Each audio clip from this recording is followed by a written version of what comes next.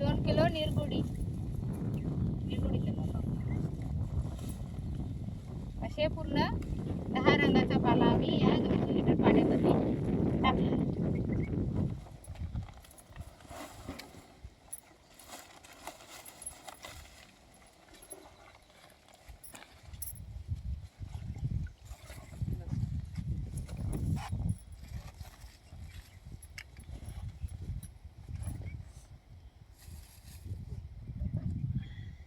दहा लिटर गोमित्र,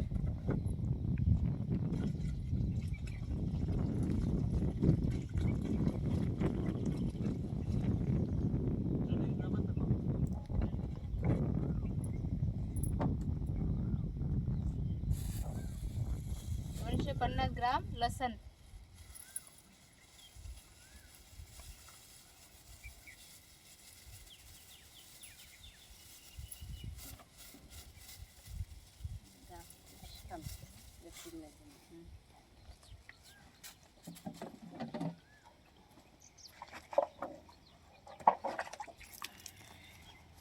दहा किलो शेण आहे.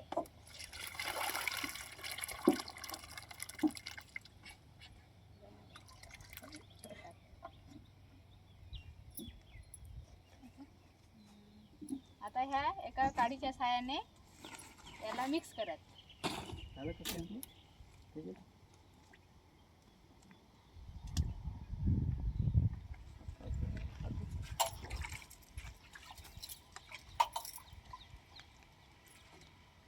सकाळी संध्याकाळी जसं काटाचा हे घड्याळाचा काटा फिरतो तशासारखं आपण हे रोज सकाळी संध्याकाळी फिरवायचं. एका दिवसात 2 टाइम. हो, सकाळी नाही तर संध्याकाळी. नंतर एका गोणपटानं झाकून याला सुती हे यानं बांधून ठेवायचं. सकाळी संध्याकाळी फिरवत राहायचं. झाकण नाही लावायचं आता? नाही, वरून हे गोणपाट ठेवायचं, त्याच्यावर वरतं झाकण ठेवून द्यायचं. म्हणजे एकदम पॅक नाही ठेवायचं गॅस. आणि हे सावलीतच राहिले पाहिजे. त्याच्यानंतर मग आपण याला 30 ते 40 दिवस बनवाले हे दशपर्णी तयार व्हायला लागते. त्याच्यानंतर आपण वस्त्र गाळ करून फवारू शकतो. वस्त्र गाळ का नाही ते आता त्याच्यातून कसं काढायचं?